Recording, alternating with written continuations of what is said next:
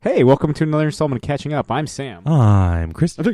And this week we've got Jake Simone's coming back on the show with artist Jorge Corona. Together they've created the series Number One with a Bullet, which they're here to talk about. The miniseries is collected in its entirety on Wednesday, June 6th in comic book stores everywhere and on Comixology, but let's let them talk about it. And coming back on the show, we have Jake Semahn. He's joined by Eisner nominated for this book, Number One with a Bullet, artist Jorge Corona, who also does the interiors, of course. Their miniseries is collected in full by Image Comics on Wednesday, June 6th, out in comic book stores everywhere and on Comixology. Guys, thanks for coming on the show. You bet. Thank you for having us. It's always fun just starting these things. It's not awkward at all. Oh yeah. Honestly, I feel like we cornered the market on the awkward podcast. On the awkwardness? Yeah. Though people listen to us for some reason, and people keep coming back like yourself, Jake. So welcome back. But here you are, like kind of like in your victory lap with the mini series. You know, all 6 issues out in this gorgeous trade paperback. How does it feel to kind of be done? Because I remember you had basically kicked this off right after the 2016 election. You're like, you know what, fuck this, and like decided to threw the story together. How does it feel like now, about a year and a half later, putting this one to bed? It's a little strange just because I think when I collaborated on this with Jorge and Jen and Aaron, I think we came at this as like this happens, but we're going to add some popcorn fic into this, fiction. That's short for fiction. Yeah, I'm real tired. And then so when we came at it, we were like, okay, there's a very sound, message we're trying to present, but in the course of the year leading up to when the book was released, like everything started coming out, Me Too movement and privacy issues on Facebook and how it kind of sways people's opinions, whether it's to, rig an election or whatever. So it's just all these things started hitting really hard, and it was kind of surreal just to see all of the things playing out that we kind of touch upon in our book. It feels like the book's actually heavier just because of the life that went on alongside of it. Yeah, kind of like it. There is that kind of slice of fiction, because I'm always surprised how psychedelic this book gets. Especially with your visuals, Jorge. But I feel like, with that in mind, it's like, oh, this is fiction. This can't happen, and then all this shit kind of happens, and you're like, oh well, okay, yep. Here it is. Couldn't be more wrong. Yeah, which is both like, I feel like both affirming and depressing at the same time. Oh yeah, for sure. Like you have no idea how hard it is for me to actually, like, every time that I've been promoting this book on like conventions and stuff, like, it's very hard for me to kind of like tell people to, like, not to get the book, but I don't know what to say after that, because it's not like enjoy or like I hope you like it, because it's like you're gonna come out depressed, but it's a good book. Don't worry about it. This is how you do it. You just go to your health, and then you give it to them. Yeah. Oh, nice. Yeah. Broaden your mind. Expand your horizons. The book. I mean, honestly, though, the book is like, it's like enjoying a horror movie. It's it's one of those things where it's not a great time, but it's entertaining, I guess, in a way. There's that position. Morbid way. Yeah, but I mean, it's like a slasher film. It's like you don't really want to see people die in real life. You don't want to see any of those things, but seeing that kind of juxtaposition of a fiction could be cathartic in a way. It was such a weird time for it to come out. Literally the month it came out, Me Too movement hit with Harvey Weinstein. Yeah. And I was sitting there and I was like, oh my God, we haven't gotten to issue 2 yet, but issue 2 is exactly Harvey Weinstein. Like, it's fucking bizarre. And then with the last issue, we had the We had Zuckerberg going in front of Zuckerberg, yeah. Congress talking about Facebook privacy, and in the last issue we have a character deleting their profile on social media because of lack of privacy. So it just it's so fucking weird. The whole thing was weird. I can cuss, right? I Oh don't yeah, remember. yeah. No, Okay. I hope so. We've been doing this for like 4 years, and I feel like we say fuck at least 3 times. Yep. Okay. iTunes pretends two like it more. posts it, but it doesn't really post anything. It's just Yeah. like Yeah, empty so we haven't hour made it of big nothing. yet. We get the red E on. We get the red E on iTunes. Yeah. For everybody loves us. You Yeah. earned that ready. Yeah, we earn that. Speaking of slashers, I feel like the last time we hung out, Jake, it was just you and me calling out Josh Williamson for liking Freddy's Dead in Seattle. It's just the whole thing. I do love final installments that aren't final installments. They're the best. It's like franchise over, and then you're like, no, actually, we need more money. Let's milk this for all it's worth. I gotta say, Jason Goes to Hell. I don't think it's as bad as everyone says it is. Unpopular opinion, but I'm just saying. It's certainly the one I remember the most because of that very striking box cover art with the worm. Yeah. Yeah, that. Yeah, it's a dumb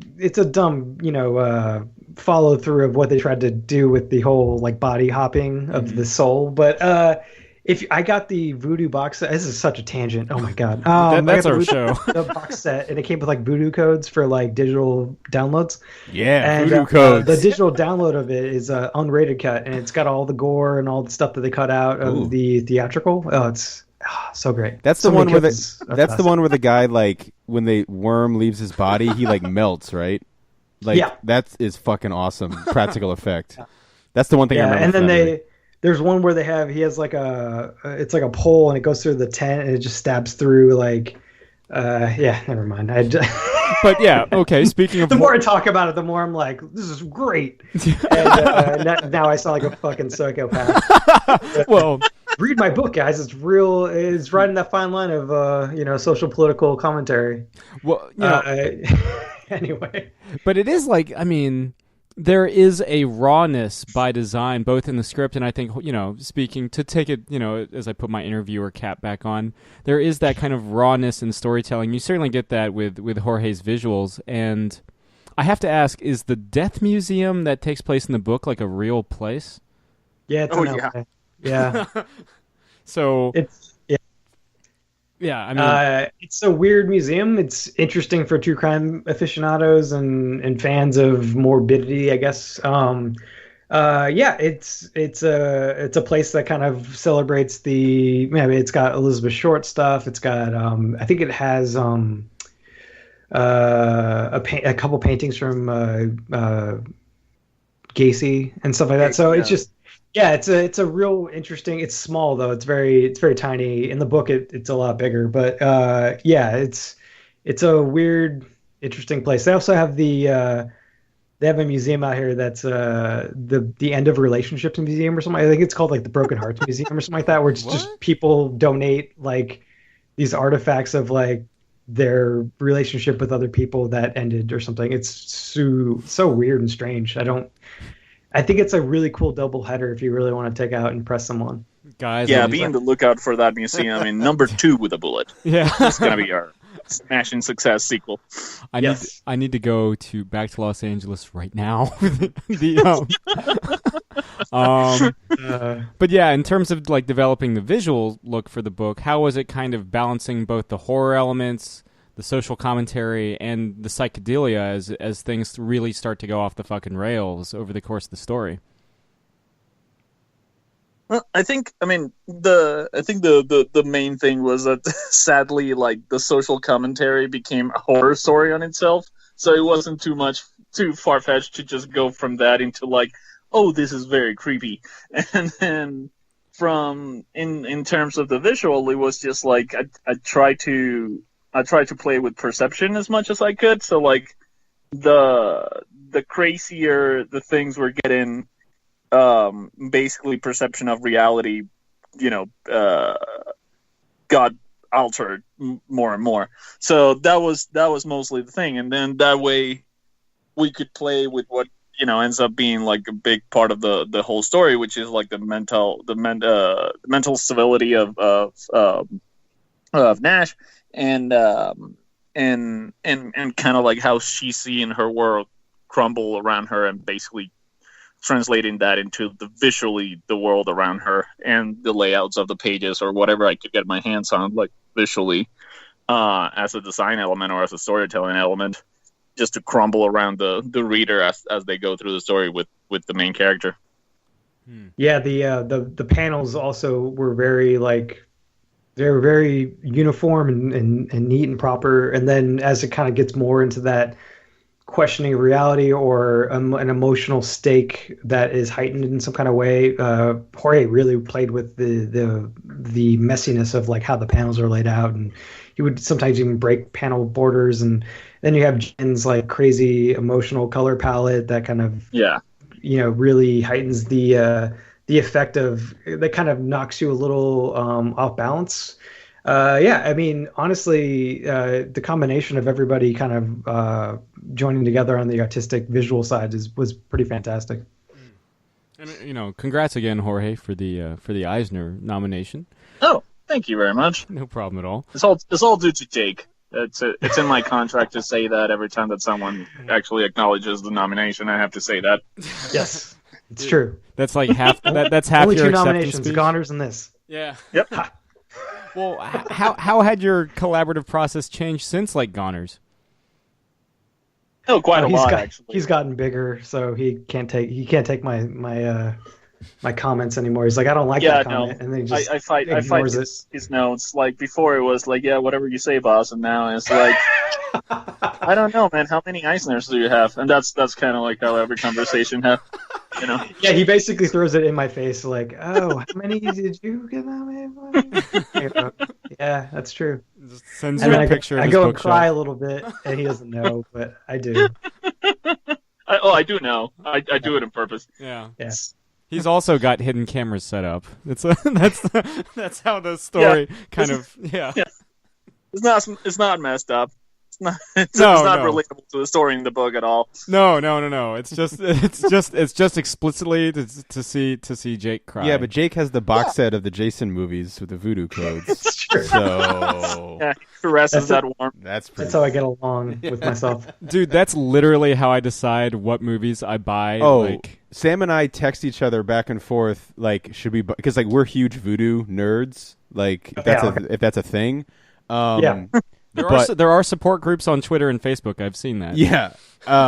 But I sent Sam a text recently. It was the Predator film box sets, like the Predator 1, Predator 2, and then Predators. And I was like, Sam, about to risk it all for $28. Now, it's all on sale this week. I know. So we help each other off the ledge sometime for like stupid voodoo purchases, and other times with a push that we need. Jake here, our Jake has talked me down from buying Michael Keaton's The Founder like 3 times.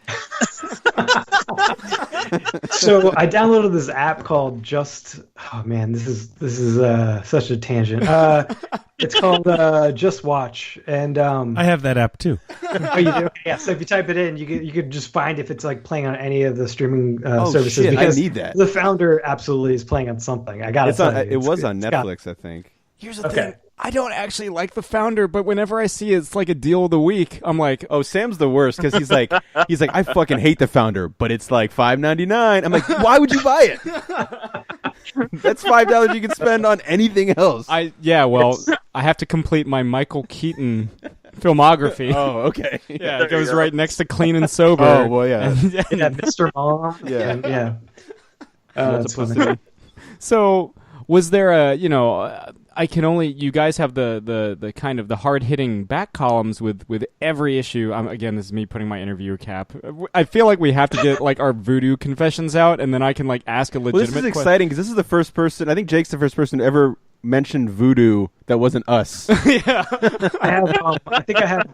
I think I have like 557 voodoo films. Damn, you got me beat by a long shot. I'm at like 300. I think I'm at like 150, closer to 200. Okay. I got to step it up. I got to go home and just like use my next paycheck to catch up with you guys on voodoo movies. Just get everything. So the interview cap is turned around right now, so it's just like it's party mode. So yeah, that's right. the Voodoo purchases, like back in the day when they first started, you could take your collection and put it into a Blu-ray disc reader, and then you can upload a digital copy to the Voodoo site or something like that. And if you did 10 of them, it would be half off. So it was like, I think it was $5 to convert your Blu-ray collection, and then you get half off if you do 10. So it was only $2.50. So basically, all these like movies that they're not like special collector horror movies that I need to have physical.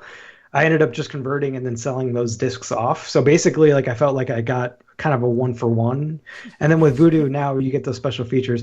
Anyway, so we're gonna turn the interview cap back forward. Yeah. Let me put that one back on real quick. Flip it back. Yeah, of course. So what is you were mentioning trying to sell the book at shows and that sort of thing, and of course you've got the back column pieces, which are just like the most heartbreaking thing because it makes you recontextualize and remember that this all comes from a real place. What is this book is been critically acclaimed, but I was wondering what some of the reader reaction has been to the series.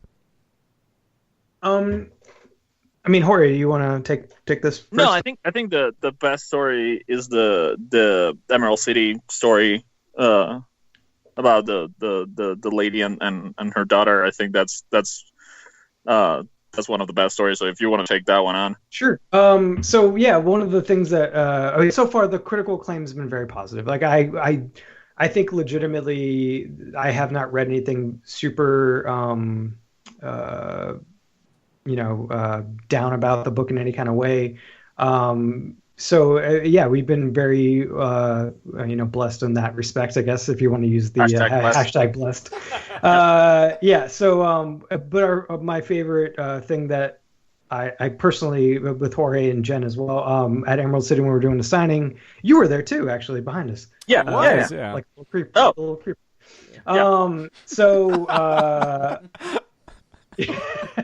So this mom came by and she already bought all the issues up to that point. I think it was up to issue 4 at that point. And she just wanted to like let us know that she like really enjoyed the book. And she actually just her daughter just started reading comics, and it was something that her and her daughter could like read together. And it was important for her to share it with her daughter, who was I think 15. And it was just really really cool for me because I always hear about like dads sharing their comic collection with their like sons, like, oh, I want to get them started on Spawn or what, I don't know. So I'm just sitting here and I'm like, this is really rad. Like, I love this. It's like, this is awesome to hear like a mom and a daughter sharing in something that is important to them. It kind of comes from a place that they can both, read and contextualize something, especially reading stuff in the back where it's these essays that are done by Sarah Charles and Casey Gilly. They kind of, moderate these columns from women in different fields of entertainment, gaming or we have gaming. We have one of them's a lawyer that kind of oversees harassment in the workplace. Then we have another person who does for Silicon Valley. She does like these like seminars on harassment and like the workplace. So it's been like very interesting to kind of have all these different viewpoints and add to it the conversation. But it was especially awesome to have this mom come up and just share her experience with what she, reads with her daughter. It was really interesting and cool to hear. Speaking of that show, I don't know if you remember, but I think there's a photo booth picture floating around of you, me, and Jorge at the Skybound party. I probably started that float. I didn't get access to any of those pictures. They never send them to us image guys, but the Skybound's really? Yeah, the Skybound's a completely different animal. We're just happy to be there. We're just happy to be there, really. But it's a fun party. They're yeah. I'm kind of bummed because I can't do San Diego this year. Our Jake can, but I just couldn't get the scheduling to work out. But I'll be at New York.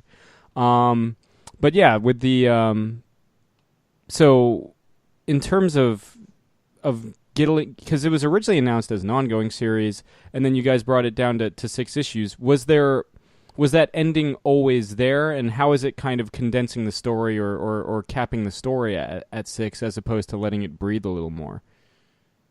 Yeah, no, the ending, we always had that six issue idea to present. The thing is that with these, especially with indie books, it's like you absolutely do not want to say like, oh yeah, this book is going to be just this. Like you want to have a backup plan in case the book does really well. You don't want to like just kill the darling. So Yeah. we had ideas on how to do different viewpoints of kind of like in the same world. I don't really want to go into it because it kind of feels like I might want to use it someday. So but the idea was definitely there to kind of expand it a little bit more into beyond the six issues and with other character viewpoints and the same world.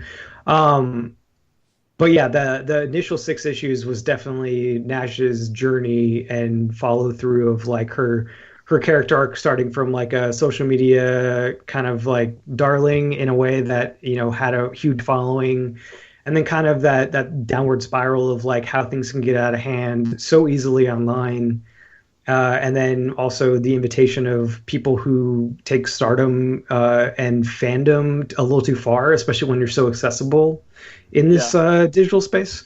So that arc and that character and all the stuff that happened in the six issues is definitely complete. It's what we set out to the stories we set out to tell. But we didn't always, but we had in mind how we wanted to kind of move on from that into other places that we found important as well. So yeah, so obviously the book did well, but it's not like Gideon Falls or anything like that. It's not Saga. So we're just we're moving on to other things currently. Yeah. I remember the last time you were on, you were mentioning you were working on was it a graphic novel with Morgan Beam? Was it Hereafter? Yeah. So, It's Jorge's wife. She's very talented. Very talented watercolor. She did The Family Trade with Justin Jordan and Nikki Ryan. Yeah. So I mean, you guys definitely have other, pans in the is it pans in the fire? Is that a metaphor, or am I just making that up? It's irons in the fire. But I mean, you could put pans in a fire, and you could have a bunch iron of them. pans. Jesus Christ! You have a lot of bodies in the fire. You can do lots of things. In fires, you can put a lot of things in it. And Jorge's got some really cool stuff down the pike as well. I don't know if he could talk about any of it, but hopefully soon. Yeah. So we definitely have things going, and I also, my main job comes from TV and film, so that's kind of like where my bread and butter comes from, and comics is like the thing I do because I love it. So finding the time to do that hobby, which is the love of comics, definitely is a little harder for me than like Jorge's like he's a pro. He's a comic pro. He does jobs like nonstop in comics. So yeah, he's got a lot more bodies in the fire. If you describe my career as a hobby again, I'm like partnership over. Hashtag not partners in crime. I'm saying my hobby because it's like a thing I like to do. Not, hey buddy, you're my hobby. You're my hobby bud. Oh no. Side chick. That's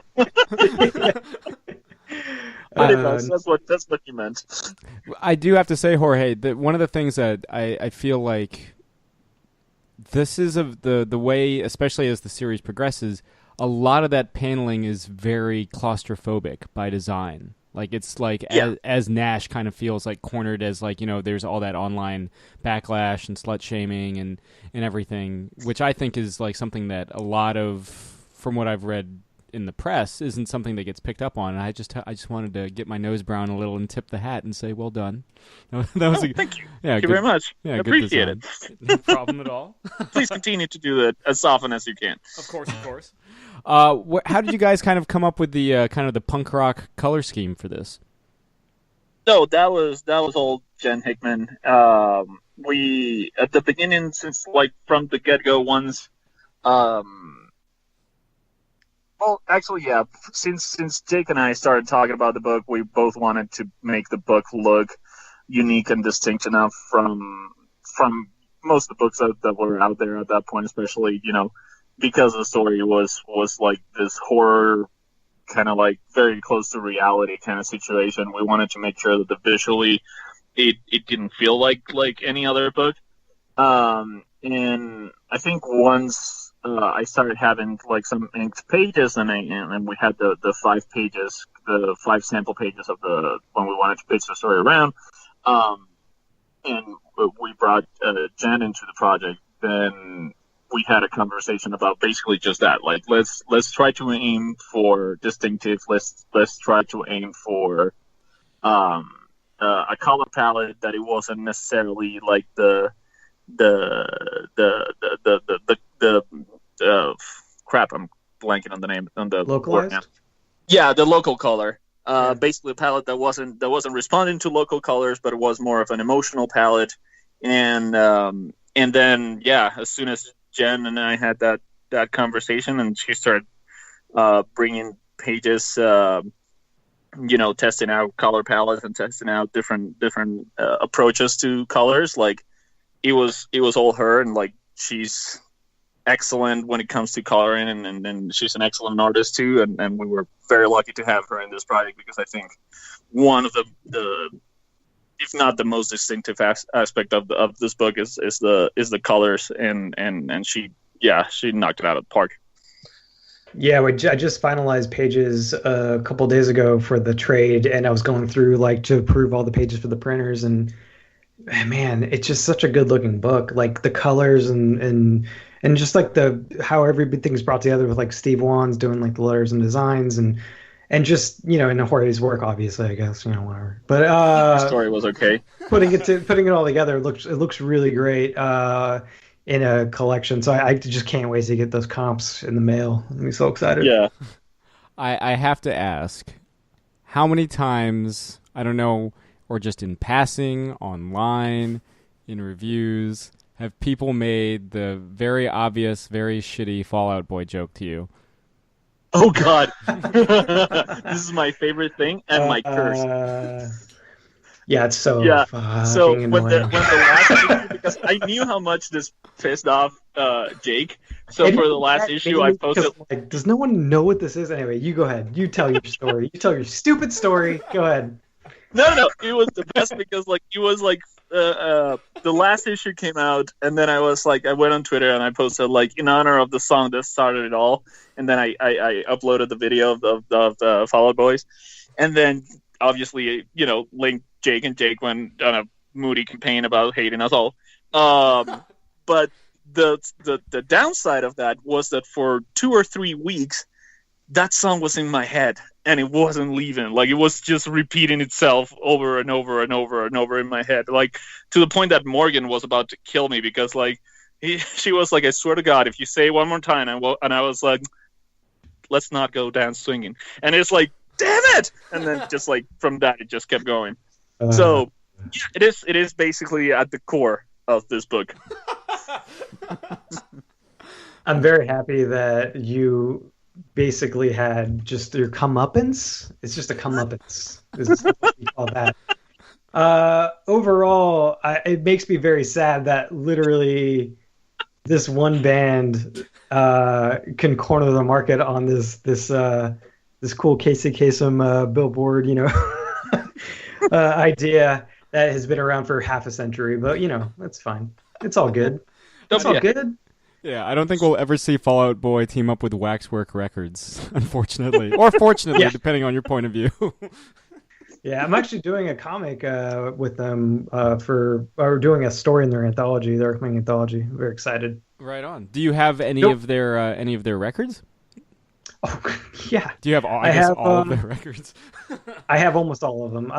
There's a few that I can't, I'm not 100% a fan of the type of music, but that's going to happen with any company. But I have probably, I would say 90% of their records.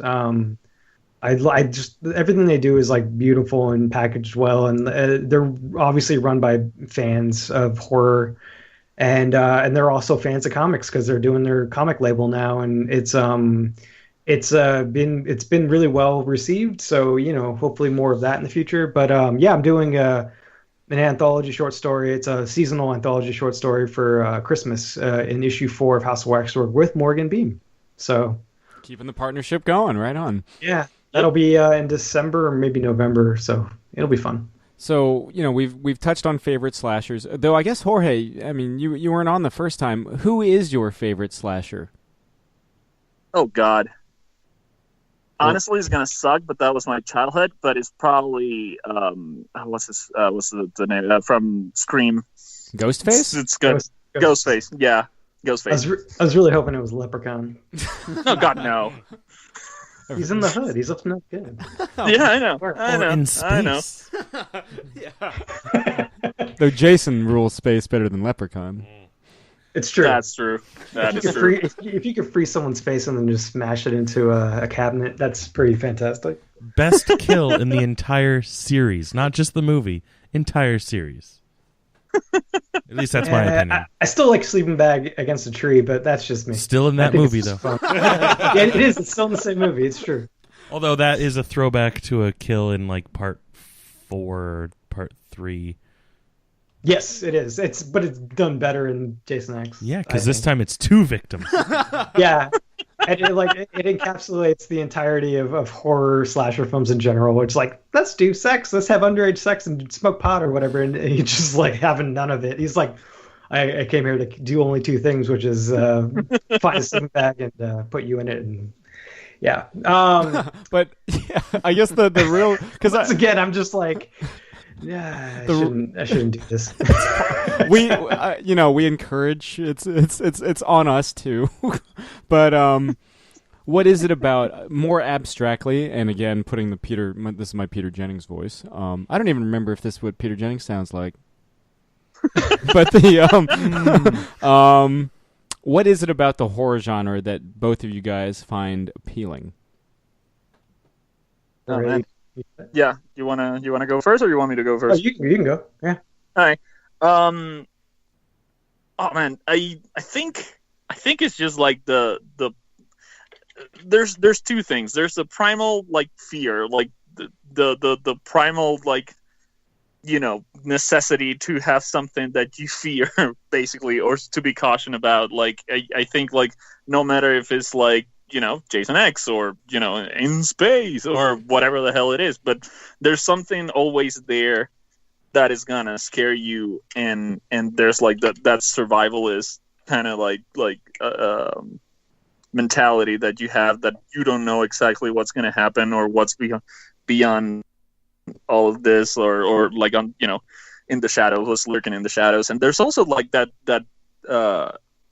reality of it, like horror is not only a big monster that scares you, it's also, a concept and an idea that basically, it's taken from the real world and it exists in the real world, and it's more grandiose in a horror movie or whatever way you're basically experience the story, but it just connects with you, and that even though for as outrageous it could be, you're still going to be afraid of that as soon as you get out into the real world.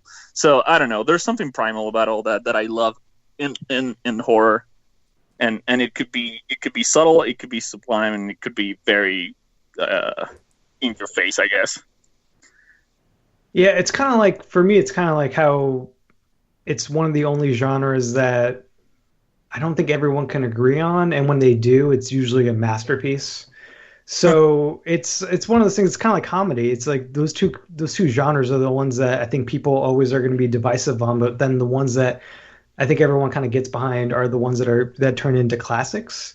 So I find that horror, it's definitely everyone finds different things to be horrific, and so I do like the idea that what I find horrific isn't going to always be what other people find horrific, and therefore I could share my experience with somebody. But the ones that do find horrific are going to really, they're going to glom on a little bit harder, a little bit more.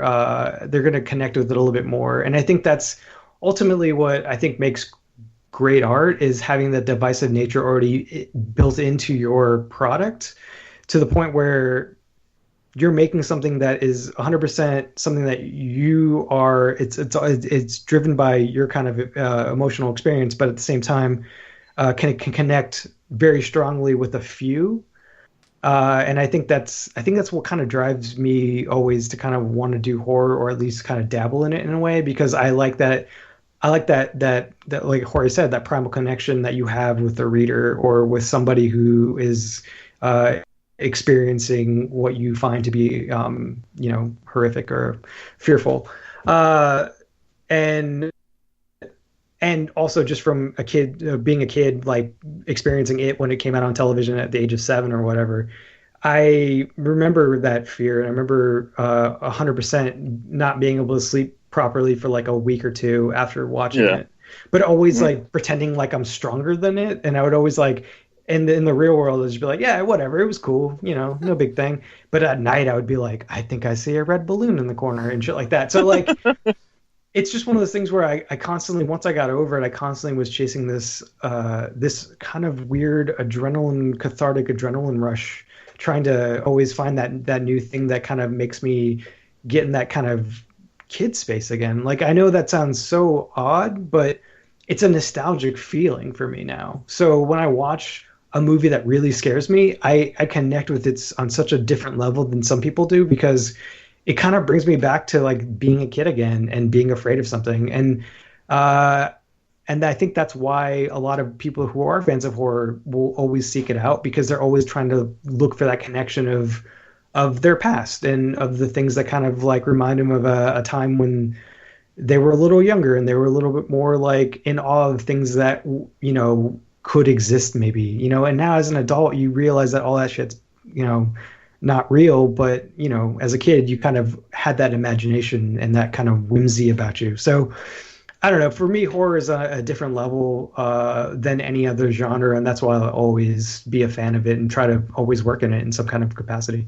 I think it was Scott Snyder. I was talking to him once and he was like, there's something totemic about your childhood, all your greatest fears, all your hopes, all your dreams, and there's something about those things that just brings you right back. For me, watching those movies, it brings me back to a wood-paneled basement, watching Dawn of the Dead, far too young, or The Exorcist, far too young. Then I should have been watching either of those movies. It's almost like it's a adrenaline-fueled comfort food in a way. Yeah, it feels dangerous too. It's like, it's one of those things where you're sneaking off, or to like view this thing that like your parents will probably be like, no, you can't watch that, but you're like, I got a VHS and I'm gonna go to my friend's house and we're gonna sleep over and we're gonna watch it when everyone's asleep. And it's just like that. It's like that kind of dangerous feel of like being a kid, and when you look back on it, you're like, it wasn't really that dangerous, but it's just one of those things that is your limit as a kid. Your limit is that's what your stakes are. Yeah, is sneaking out of the house, or like trying to get the VHS of some kind of movie off of HBO or whatever, and then like take it to your friend's house and watch it. And so there's a lot of like these like underlying, I think, emotional connections to horror that a lot of fans have, and I don't think they really realize what it is until they sit down and think about it or talk about it a little bit more. But it is that feeling of that childhood coming back to you, Yeah, it's Columbia House doesn't check ages, do they?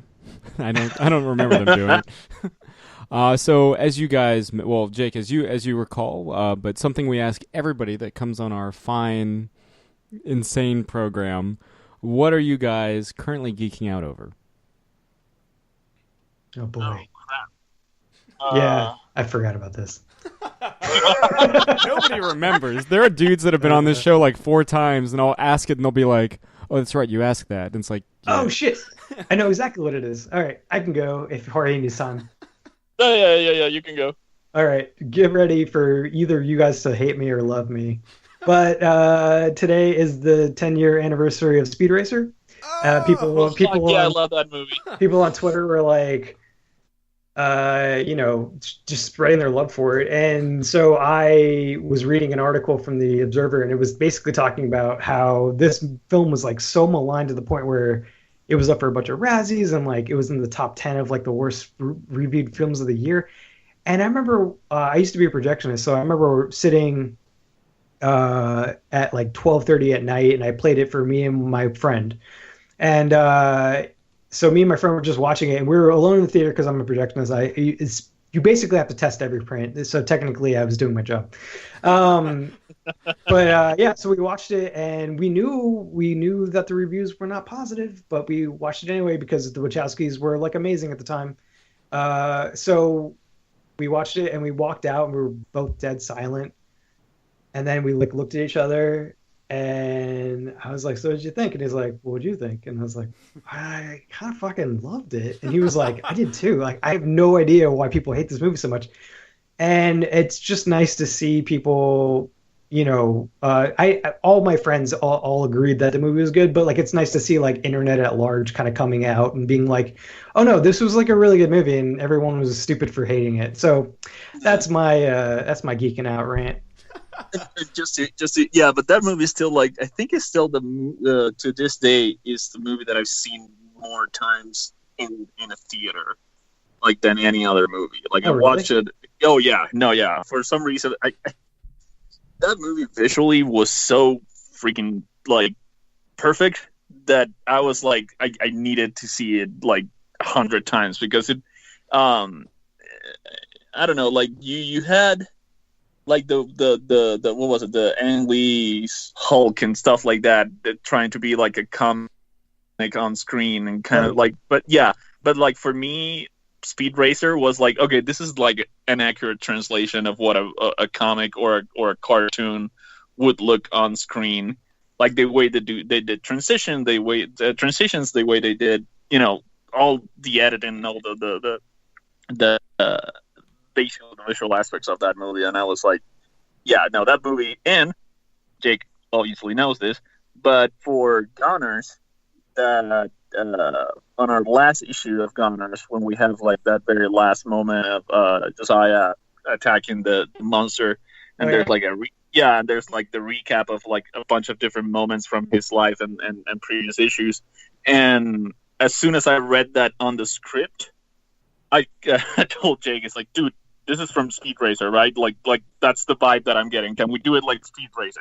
Because it is that moment, like that last lap on Speed Racer where he's like catching up with everyone. Like, yeah, no, Jake and I have. Yeah. It's so funny too because I remember when you told me that, like in the store, I like paused and I was like, "Oh fuck, is it like Speed Racer?" And then I like watched it that night and I literally almost started crying at the end because like the ending is so beautiful and I was like, fuck it, I don't fucking care. Like, dude, we're gonna do flashbacks and we're gonna like, yeah, it was that ending is so beautiful. Like it's just Oh, the where he wins and you get the It's montage the race. about like Yeah. the montage with Racer X. Yeah. it's like a montage of him like with the mom and with the dad. Like you basically go through every character about and why kind of why he does to it. this point. Yeah. It was I almost want to fucking watch this movie now. My wife has not seen it, I can guarantee. So Have you prepared her for it? Does she know what she's in for? Because no. because that thing, I don't think she knows what Speed Racer is. No, one of the really cool things that I think I at first was like worried about, but now in retrospect I'm like so excited about is just like having her discover these movies that like are beloved. So yeah, it's just like taking her to Jaws, like on the big screen or whatever, and she's like never seen it. It's just so cool to kind of see it through someone else's eyes for the first time as an adult. And when you have kids or whatever, I'm sure that'll be the same feeling. And as a parent, I definitely plan on like leaving out horror movies like on the table, like, oh, don't watch this, and then like leave the house, because then the kid will probably watch it, and then he'll have the experience that I had. Nice. Pay it forward. Yeah. Yep. So before we release you both to the wilds of Southern California, anything else you guys want to plug? Boy. So I got a House of Waxwork anthology story coming out in December or November with Morgan Beam, and then we're also doing that trade, but I don't want to talk about that yet because it hasn't been announced. That's it for me, I guess. I'm very hip and everything's happening with me, so be jealous. I hate you so much sometimes. Yeah, I know. And on my end, I'm about to wrap up my run on Big Trouble Little China Old Man Jack, and I have like a couple more issues to be done with that one, and then I have something that I'm working on that should be announced very soon, which I'm very excited with.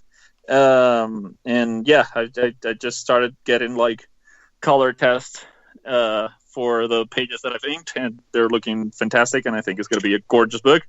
So yeah, that project should be announced in the next couple months or something like that. Right on. Yep. Well, again, number one with a bullet, out in comic book stores everywhere on June 6th, D-Day, for all you World War II aficionados. We planned it that way. I don't know what anyone else is talking about. We're like, bullets, D-Day, gotcha. Yeah, Operation Overlord. Yeah. It's a real far callback. Yeah. Almost like the title of the comic itself. Yeah. Oh yeah, that Fallout Boy song, I love it. That Fall Out Boy song about D-Day, yeah. Yeah, that one. It's on the album where they grow up. They're called Fallout Men. Yeah, remember when It's they a were concept just a album. pop punk band, and now I don't even know what the fuck they are anymore. I didn't even. Do they exist still? Memes. I don't know. I think they're memes by this point. I think they're just like pop up every now and then as like a GIF happening somewhere. All right. First of all, you gotta. The fact that you say Jeff is just bothering me. So, I don't know, man. I've been No, beaten I to the didn't- pulp. I didn't Like, know they were peanut butter. Doesn't matter how much I like whatever way it said GIF all my life, and then I came here and everyone was like, "No, it's a GIF," and I was like, Yeah. You know what? Whatever. It's a Silicon Valley. They're like, hey, let's play a practical joke on everyone else, and let's just say it was called GIF all along. And you're just like, Silicon Valley, fuck you. It's not. It's called GIF. All right. Yeah, no. I Silicon draw a line in Valley, the sand. fuck It's you. GIF and GIFs. That's funny. None will survive. Fair enough. Well, again, out on June 6th everywhere. Jake, Jorge, thanks again for coming on. Thanks for having us. And No, thank you so much for having us. Jorge doesn't care about you. lovely chat. Indeed. Yeah. So you gents, I know there's been a couple movie announcements that each of you are excited about since the last episode. Oh yeah, I think Chris, you're excited for Rambo 5, and I'm excited for Bill and Ted 3. Yeah, that right? that's how it goes. Oh wait, no, it's the other way around. Oh man, that's so funny. That was good. Yeah, no, Stallone decided to drop on his official Instagram, which he is very active on, which is awesome. Because he's been giving a lot of updates on the Creed 2 front. Do you Creed? Do you Creed? You Do you will. even Creed? You will. If it creeds, we can kill it. It's not even Stallone. Yeah, man. Until it creeds. Let It Creed. Yeah. My favorite Stones album. It's Yeah. not actually. I guess that's until it sleeps, not until it bleeds. Creeding me off of load. Bleeding me. Okay, anyway. Rambo 5, yeah, he dropped this fucking Rambo V. poster Rambo V for Vendetta. and was like, something wicked this way comes. And I was like, oh shit. So I immediately sent it to the Geek Out boys, and And then I wrote a and CBR nobody article about it. responded. I was like, Rambo 5. Yeah, nobody responded because we all have lives. Yeah, how does it Um, work? And yeah, fucking Rambo 5, man. I guess next year's it's coming out next year. Supposed to start filming as soon as he's done with Expendables 4. Shit. And that's supposed to start filming in like July. That's exciting because I So really you're getting a lot of Stallone next year, Hell yeah. basically. You're getting You're getting a new Rocky movie set in the Rocky verse. Yes. You're getting another Expendables movie. Fine. And you're getting and you're getting I like 3 was fun as shit. two. For the last two 2's are the actually best. pretty good. 2's the best. Yeah. 3 is fun as shit. And then you're getting a fifth Rambo movie. fuck yeah, dude. Oh yes. Unless you're Rich, you're very excited about all that. Oh yeah. We Well, tried to introduce Rich to from Geek Out with Love fame to the Rambo franchise. yeah, Tried, yeah. It's one of those ones you kind of have to grow up with, I think. definitely.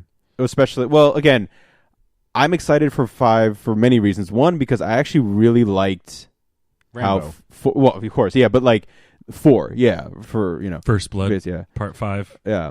Rambo 4. Now, is Stallone directing this movie?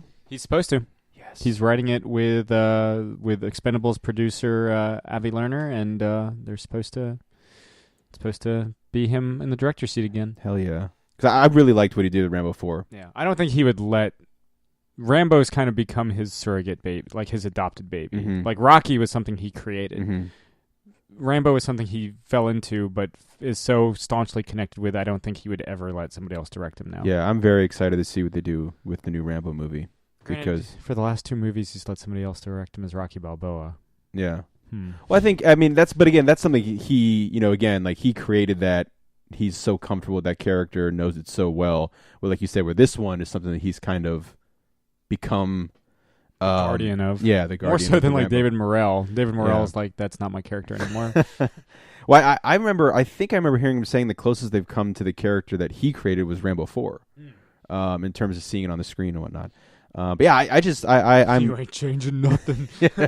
You ain't changing nothing. You ain't changing shit. Yeah, I'm excited, man. I am definitely excited for a new Rambo. That's super cool. That came out of nowhere because I remember there were ideas of a Rambo 5 much. Remember when it was supposed to be a science fiction movie? Yeah, they're gonna do a science fiction thing, and then they were gonna do something that I've heard, dealing with the cartels and stuff was an idea back then too. And this was like a little while after the Rambo 4, Which came out like 10 years ago. I know, which is freaking nuts. But like, Rambo was back in the mindset and was like, okay, cool. And then they were going to do a TV show. Yeah. And then Stallone was like, nah. And then they were going to reboot it. Yeah, and then Stallone was like, I'm done with it. And then they were like, Rambo's basically dead. And I was like, okay, because Rambo 4 has a pretty great ending. He finally makes it home. Yeah, nice similar image to the way that the series starts with him on the road and the fatigues and stuff. Which still fit. Yeah, and even though he's like head lopper sized. Oh, he's huge in that, man. Like he's fucking jacked. Like fucking huge. But anyway, yeah. So yeah, I just figured he was dead. And then, when the guy that has become, like you said, the surrogate father for John Rambo tweets a freaking poster saying coming 2019, I was like, shit. Well, I had heard over the weekend that he was in the talks. Oh, really? Talks I hadn't heard anything. Yeah. And I was like, huh. I see a lot of stuff, on the news desk working for CBR. Sure. And that was one of the things I was like, oh. And then, like 2 days later, I guess it was like, oh, that by talks they mean like basically he probably just had to sign a paper.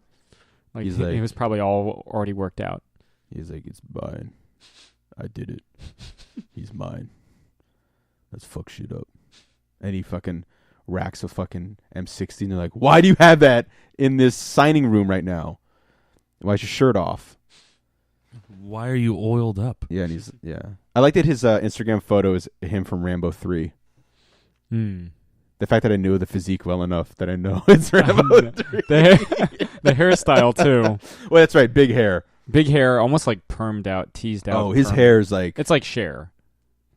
Yeah, okay. I wouldn't have gone for that, but sure. Yeah, okay. Whereas it's like there's still like a feathery lift to it in the second one. It's like it's almost curly in Rambo 3. No, he's going nuts, dude. Yeah. I'm looking at it right now. Chris. Yes. On a you can talk about hair too if you like, but I mean, hair's involved. Yeah. Bill and Ted. It's not called Bill and Ted 3 now that I think about it. Bill and Ted Face the Music. Because none of their movies have had the number in it. But yeah, so allegedly, I take this with a heavy grain of salt because for the past 20-ish years, according to this, Bill and Ted's Bogus Journey came out 29 years ago. For the past probably 29 years, they've been talking about making a third one. And especially the last 5 years, it feels like not a year goes by without somebody reporting, oh, Bill and Ted 3 is closer than it's ever been to being made. So I'm excited, but I'm waiting until I hear production has started because I mean Keanu is they just started filming John Wick 3. Didn't take 29 years to make that one.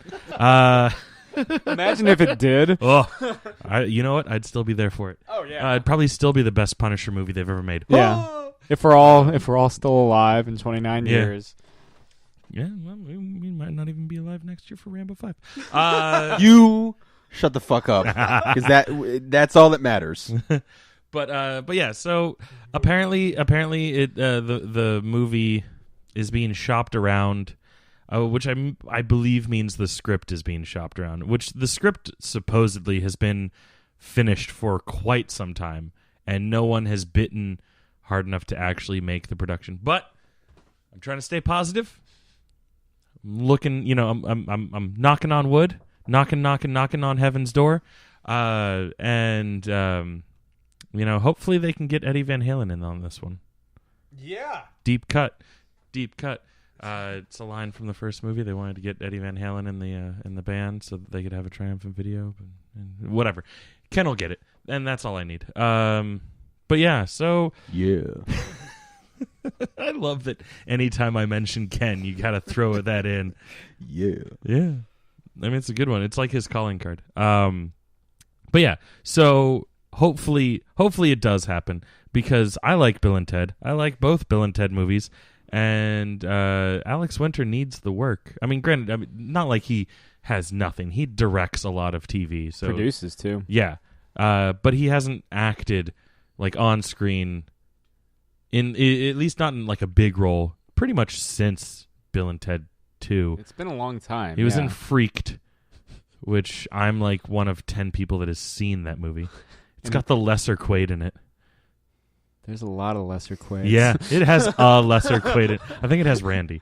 Oh, yeah, okay. That's like, okay. Randy Quaid and Alex Winter are like the only known names in that movie. There's a couple other people that like character actors and stuff. I know or people that like got in before they were people.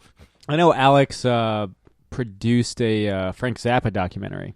Yes, I've been meaning to check that out, but I keep forgetting about it. Yeah, I don't know if it got a huge, because it was like it was independently financed and all that. Yeah.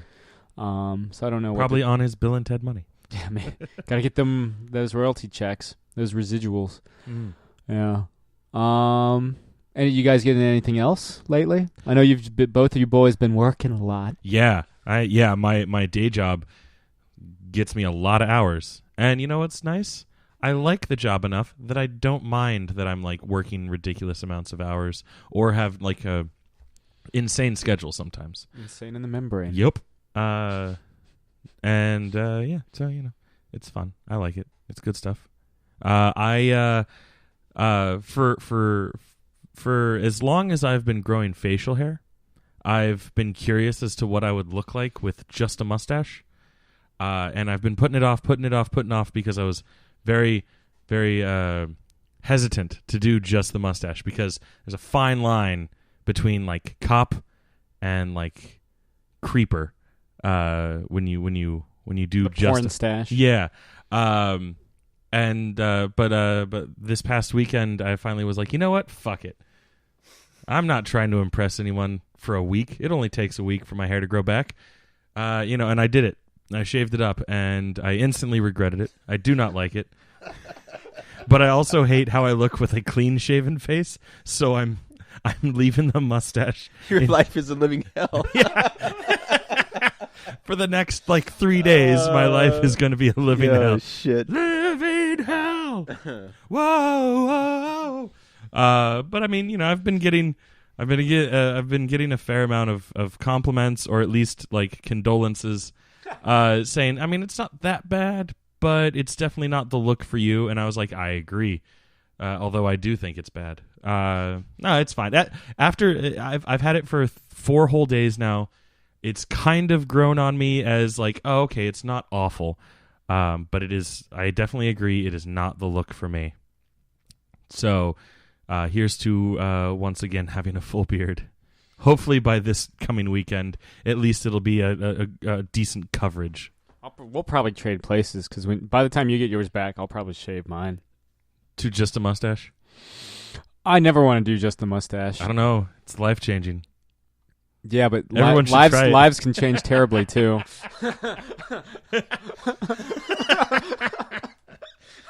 People's lives change every time there's some horrendous event. Yeah. You can't just say life changing and think it means a good thing. Yeah. Momentous doesn't mean it's a great moment. That's fair. It's a fair assessment. Jake, you get into any? Yeah, you shave your beard. I want to grow my beard back because I had to trim it for something, but like, I want to do the mustache too. Yeah. But I want to grow the beard back, and it takes me like a fucking year and a half to grow anything resembling a beard. Mhm. So, it's very patchy like Keanu Reeves, but I'm not Keanu Reeves, so now I'm just a freak with a patchy beard. Like Cliffy Clave in that episode of Cheers. I think you and I already have about the same coverage on beard with just my stubble alone. Yeah. Remember that episode of Cheers where they grow beards? I do not.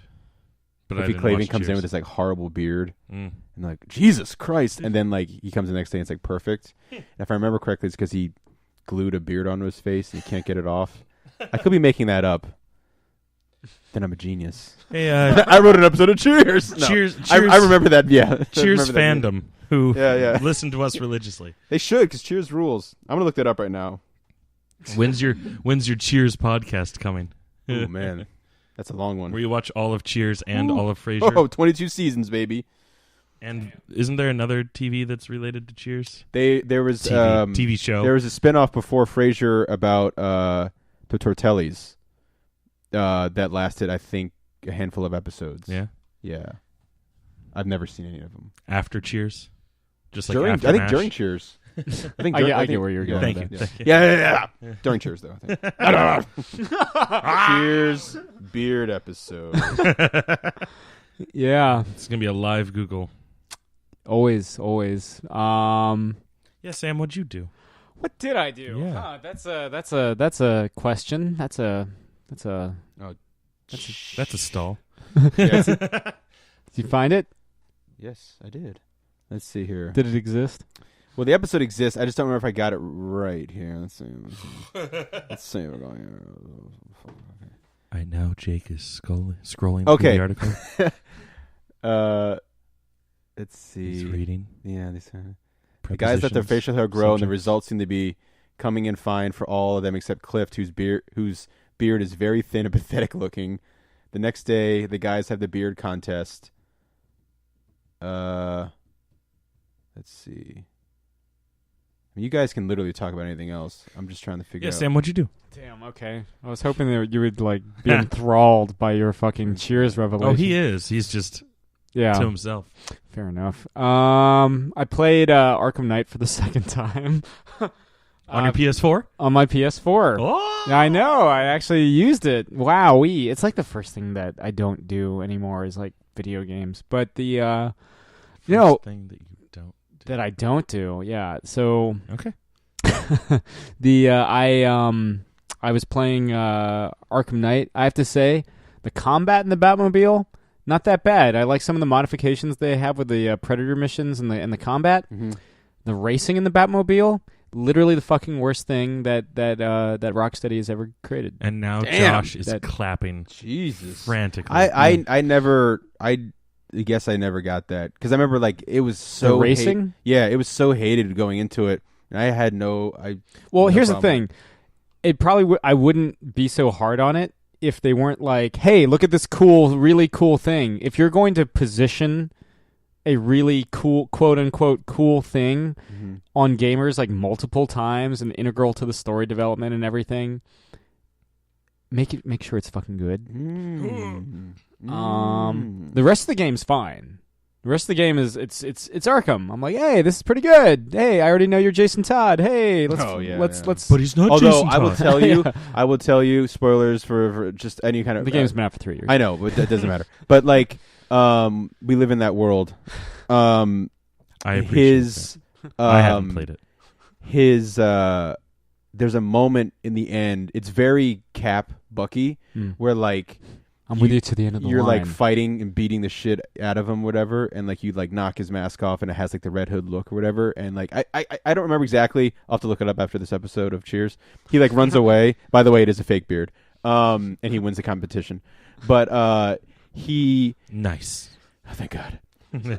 You're getting fucked up by Scarecrow, right? Yeah, and that's where I stopped playing the main game. I had just gotten fucked up by Scarecrow. And he's fucking you up. You've fought Jason Todd, and he like runs off or whatever, and you're like, Jason. And then like Scarecrow's like fucking your shit. All of a sudden there's a gunshot. And the camera like zooms over. I love this shit.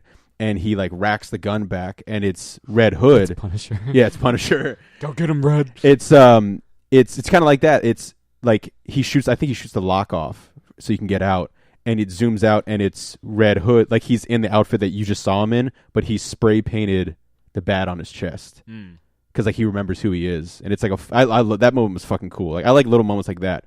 So that's in there towards the end. Keep that in mind. I just made the Joker, the first Joker jump scare.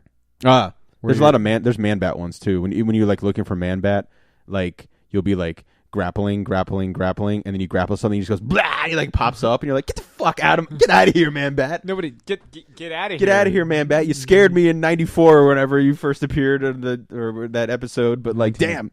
On Leather Wings, 1992. Oh, 92, yeah. Well, I probably saw it, who knows when, yesterday. I'll have to look that up, too. God damn it. No, I'm just kidding. Remember when Dwight is growing, they're growing goatees or whatever? Yeah, Michael Scott's got the and then he shaves Van Dyke, it, yeah. And then he's like, and they zoom over to Dwight, and he has like this pathetic goatee. Yeah, it's just like hangs his head and leaves. So sad, man. No, but that's where I'm at. Like, yeah, where you're like loading the canisters and trying to stop the Scarecrow from dousing the evacuating city, and then you turn and Joker's there, and he's like surprise and shoots you. Oh yeah. There's some really. I'll be interested to talk to you about other stuff because like I said, about Jason Todd, we know that, and like that cinematic cutscene, which I spoiled for you, but it's fucking cool. There's some other stuff later on that I really like. And there's some other stuff on that I really dislike. There's one thing in particular. Did you get the Season of Infamy dislike. DLC? I don't know. It's the one where like Ra's al Ghul shows up. I don't think so. I thought I did. I thought I got the everything. Season pass? I did. Yeah, maybe. I don't know.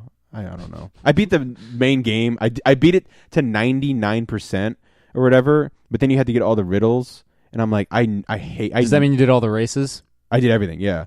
But there's the only thing I didn't do was get all the riddles. Yeah. There are some races involved with the riddles. That's fine, but I am not. I've never liked going and looking for every little thing. So I was like, I'm not gonna beat it 100%. One of the first things I did. I liked it in the first game where it wasn't like challenges. It was just like, oh, find these Easter eggs. Mm-hmm. Yeah, that's fair. But one of the first side missions I did that's not part of the main story was the Two-Face stuff because I love the way he looks in that game, like his fucking outfit and shit. Yeah, it's cool because like he's like all burned to shit.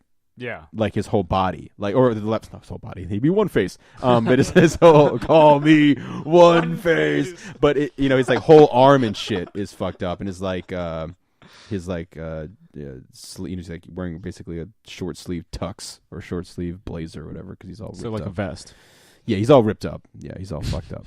He's not having a good day.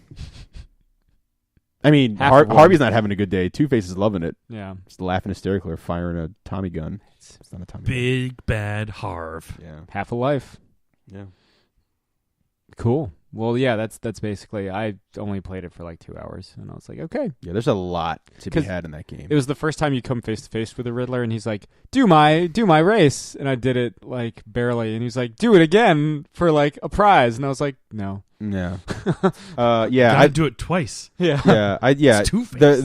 Those races can be frustrating as shit. I do like following people through Gotham. I like that when you have to like lock onto them and stuff. Like that's a lot of fun. And like you were saying, the combat stuff. The combat in the vehicle is fine.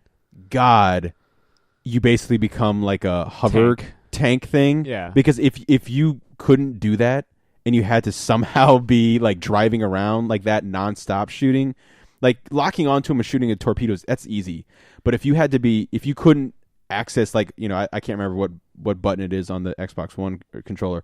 Then it would be a disaster with the Batmobile. But at least like you can slide around easily in the tank mode. That's cool. And man, is there some like crazy shit coming in with that, like towards the end. There's just so much shit though, where it's just like like now you get to use the Batmobile again. Now you get to use the Bat. It's like part of the joy of like the Arkham games is you're just Batman. Yeah. I mean, there's a lot of stuff where I think it gives, if you want to get there quick, hop in the Batmobile, but you could still fly around and stuff. Now, granted, there's stuff that you have to do in the Batmobile, but I think that's part of the cool thing is like, as I remember in the game, a lot of it dictates of, how fast you want to get there. If you want to fucking speed demon over there, and it's pretty cool to call it and like basically dive bomb into it. Yeah. That part's cool. Yeah, that always looks sweet. Yeah.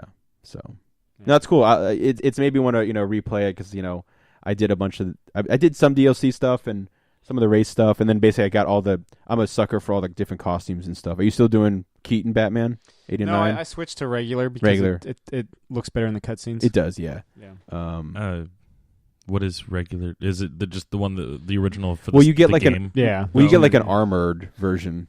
I've already upgraded once. Yeah, because you upgrade like 3 times. He gets like the new one. Where it's like, geez, it's like almost like Iron Man-esque. As someone who's not one who plays Batman games, when I hear regular, I think Michael Keaton Batman. So I was confused for a hot second. I was like, oh right, there's a specific Batman for that game. Oh yeah, spoilers for that Cheers episode.